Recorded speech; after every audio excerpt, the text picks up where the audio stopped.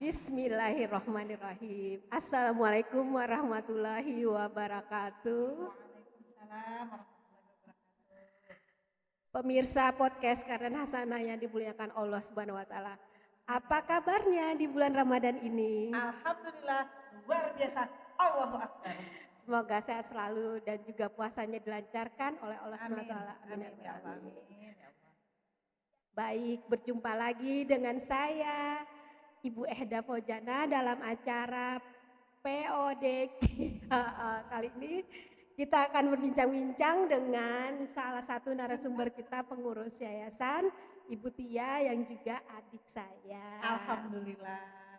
Apa kabar Bu Tia? Alhamdulillah. Baik, apa kabar Bu Eda? Baik, alhamdulillah. Puasa?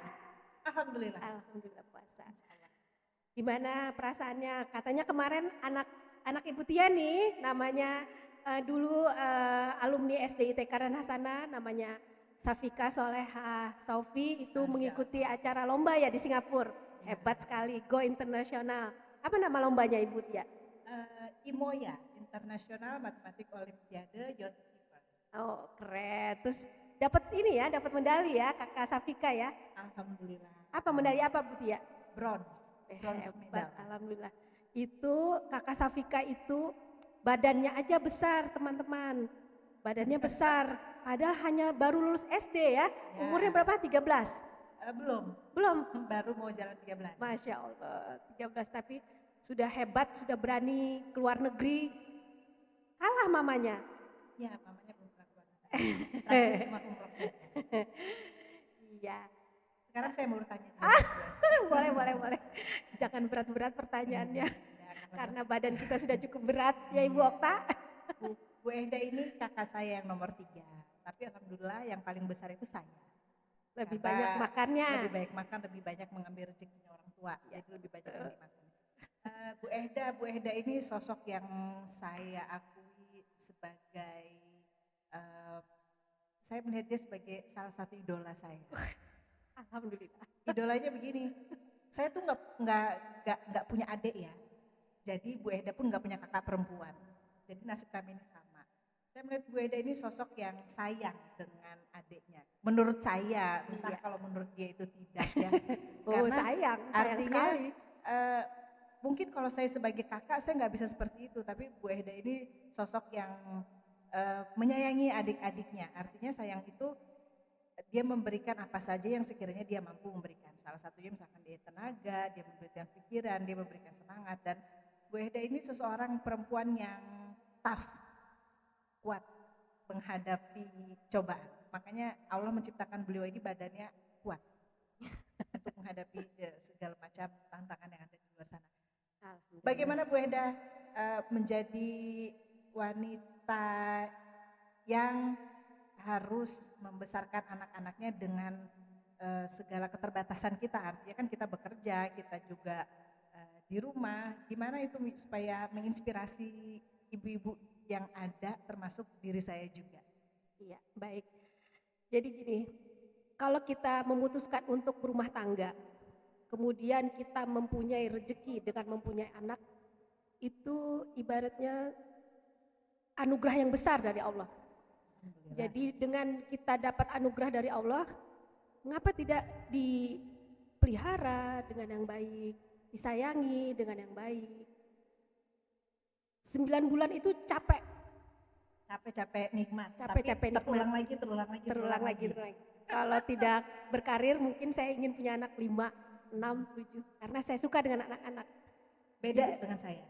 Ya mungkin karena Ibu Tia bungsu ya, jadi Ibu Tia kan tidak ada punya saingan, jadi mungkin kurang suka sama anak-anak. Kalau saya suka sama anak-anak. Begitu juga dengan adik-adik saya. Saya pikir kita menyayangi orang itu pertama dari keluarga dekat kita dulu. Orang tua itu segalanya. Abah, mama itu segalanya. Kemudian adik kita, kakak kita, baru kita sama-sama orang lain. Jadi tidak perlu tuh terlalu bersenang-senang sama orang lain dengan mengorbankan keluarga. Jadi kami biasa sama Bu Tia, misalnya setiap Jumat, gimana Bu Tia? Sabtu Minggu perjalanan kah? Kita ajakin ini. Nah itu, karena kami punya orang tua tinggal satu-satunya, punya mama tinggal satu-satunya. Jadi ibaratnya bagi kami mungkin karena saya punya suami di Jawa, jadi lebih banyak bisa meluangkan waktu dengan mama. Kalau Butia sama sebenarnya, cuman karena beliau suaminya di sini, ya malam harus pulang ke rumah menemani suaminya. Tapi nanti Sabtu Minggu kami kalau memang ada waktu, Butia ikut jalan-jalan, ikut temanin nenek kemana nenek mau. Dan bukan kemana nenek aja mau, nenek mau makan apa. Walaupun makanannya itu aja. Misalnya kadang-kadang anak-anak suka misalnya makan steak. Nenek sukanya cuma makan ayam Soto. alia dan soto, ya sudah ikutin. Kami paling ngasih tahu ke anak-anak, nanti kalau kita pergi bertiga aja baru makan itu. Kalau selama sama nenek, ikutin apa nenek maunya. Ya Butia ya. Betul.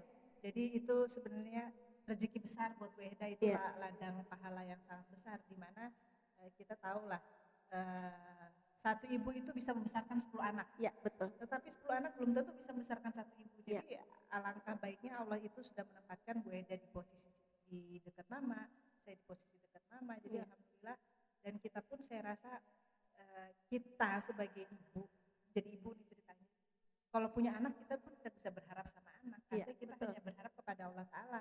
Mudah-mudahan Allah Ta'ala membukakan hati dia, memberikan rezeki dia, dekat-dekat kita. Jadi Amin. rumahnya dekat sama kita juga ya Bu Eda. Amin. Ya. Ya, harapannya sih sampai kita tua dalam keadaan sehat bisa Iya.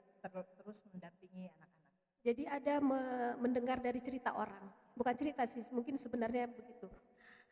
Kalau ada problem di hidup kita, perbaiki hubungan kita dengan orang tua. Insya Allah. Jadi Betul. itu.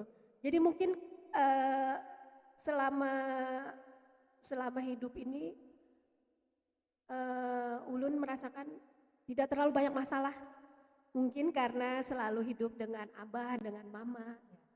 Itu mengurangi masalah-masalah yang ada. Jadi kalau kita ada masalah dengan suami, masalah dengan istri, masalah dengan keuangan, perbaiki hubungan kita dengan orang tua. Itu dulu yang penting. Betul. Karena memang ya itu tadi, orang tua itu berdoa nembus ke langit. Iya. Apalagi doa ibu. Ibu sakit hati meneteskan satu air mata untuk kita. Iya. Siap-siap, kamu akan kena juga Iya. balasannya seperti itu. Tapi kalau orang tua ridho, semua akan terbuka dengan nyamannya. Iya. Ya Rezeki Ustaz di sini lancar. pokoknya kalau Iya. masih punya ayah dan ibu sayangin. Rezeki lancar, jadi rezeki itu ya bukan berupa uang aja, dengan anak sehat, dengan badan kita sehat, Semua ya, jadi lancar. semua jadi lancar. Alhamdulillah, Ulun umur sudah 48,5, Astagfirullah. 1,5 tahun lagi 50, insya Allah mau mengajukan cuti nih Butia, supaya bisa fokus di sekolah. Ya amin. Jadi saya dengan Bu Eda bedanya 6 tahun. Silahkan dipikirkan. Berapa umur kamu? Ya harus sudah membaca doa Robi Auzinian Askuro, artinya minta sama Allah kita menjadi hamba yang bersyukur, dan kita berharap anak-anak kita dan turunan kita menjadi anak yang soleh-soleh. Iya, selamat juga buat Bu Eda, anaknya ini sudah lulus. Alhamdulillah, sudah punya track record yang jelas.